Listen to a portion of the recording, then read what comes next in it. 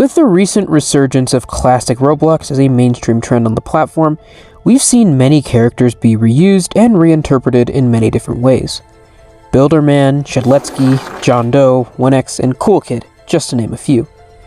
Even classic items such as gears, locations, and other notable players have been reimagined and reinvented for the modern age. But among all these returning classic characters, there has been one that's just been appearing over and over again without warning and much fanfare. And yet, he's just always there. Of course, I'm talking about Jason. Good old Jason Voorhees, the famous killer from Camp Crystal Lake, who the Roblox community has been absolutely obsessed with recently. I mean, seriously, this guy's in the normal elevator, he heavily inspired the Monster and Chain, he's in Survive the Killer, he's in Forsaken, he's in Combat Initiation, he's even in Block Tales. And he has a TDS skin.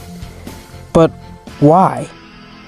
In this era of Roblox nostalgia and reflection on the past, why is this 80s slasher villain being lumped in with early 2000s Roblox myths? Well, the answer is a bit more complicated than you might think. So without further ado, please be sure to like and subscribe, and let's dive into it.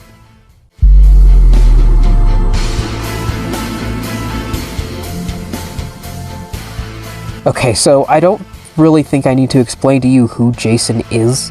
If you clicked on this video, you probably are at least aware of Friday the 13th and the films and just the general mythos around Jason Voorhees. But, like I asked earlier, how is something from the 80s end up becoming synonymous with old Roblox nostalgia? Well, part of the reason is, of course, Area 51 games. See, Roblox as a platform is constantly going through different eras of what's popular for the player base. For example, in 2020 to 2021, Piggy and its subsequent clones and spin-offs were the dominant force on the platform. Before that, it was all about story games like camping and break-in and whatnot. Before that, we had the prison escape genre. And way before all of that, we had the Area 51 craze.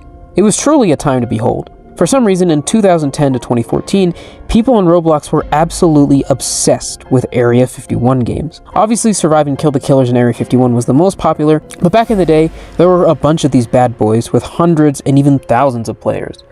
Survive Dory.exe, Survive Sonic.exe, Survive SCP, Your Mom, pretty much anything would work as a Survive Area 51 game, where essentially you would just go to this map, jump into a hole, and just try and survive the killer in like the same map, but maybe they would add a few different rooms. Another super popular trend during this time was the build to survive, insert monster here, or simple horror game antagonist, survival games.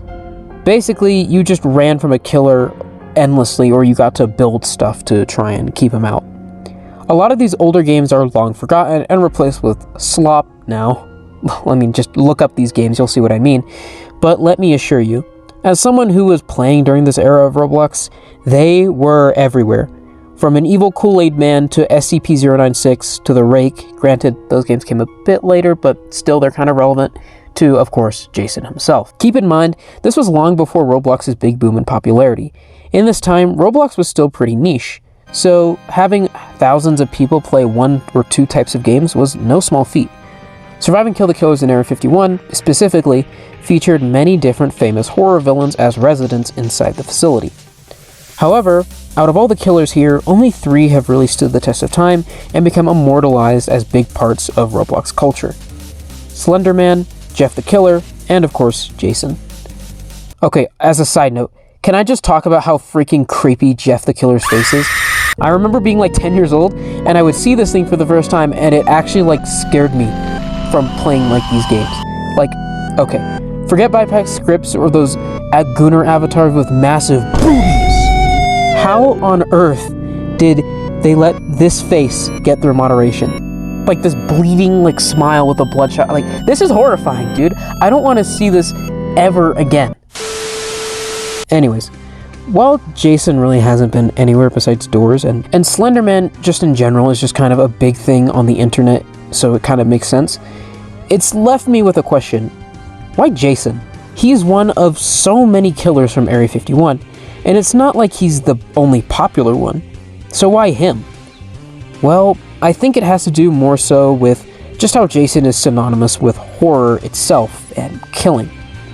Out of all the many masked horror killers throughout the decades, none are more simple and iconic as Jason, which means he translates very well into a Roblox game. Not to mention the fact that compared to most other horror movie killers, Jason has probably the least grotesque design. So he would have the least likely chance of getting moderated or anything. Yeah, I know, it's coming down to that. So combine all these factors: his immense popularity, his simplistic but iconic design, how easy it is to make him on Roblox, his appearance in the popular old Roblox game Survive and Kill the Killers in Area 51, and the popularity of Survive the Killer type games. All these combine to make Jason essentially the physical representation of the horror game genre in old Roblox. His very existence on the platform represents this era of 2010 to 2016 Roblox horror games, which often used popular killers from creepypastas or slasher movies and made them endlessly chase players. This makes him a perfect fit for these modern interpretations, especially in Forsaken, where this game is essentially a celebration of many aspects of Roblox itself. But anyways, that's really all I got on the topic. What do you think of Jason? Do you like seeing him everywhere? Do you think he deserves the popularity that he has? Or do you think that someone else should have been given the role instead? Comment your opinions down below, and if you enjoyed this video, please be sure to like and subscribe, and I'll see you guys all next time.